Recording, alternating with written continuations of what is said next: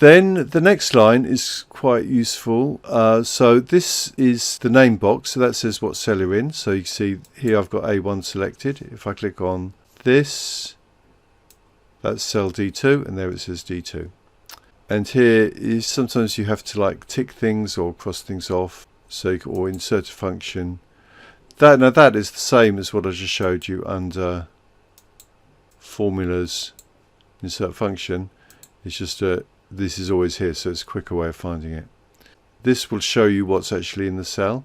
So suppose I start typing something into the cell, it appears at the top.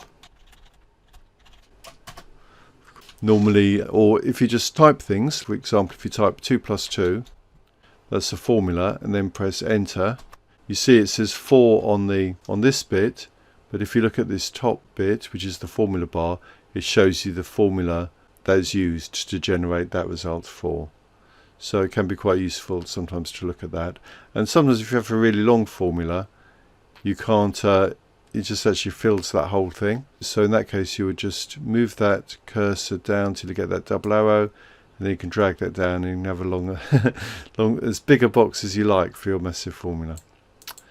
You probably won't need that to start.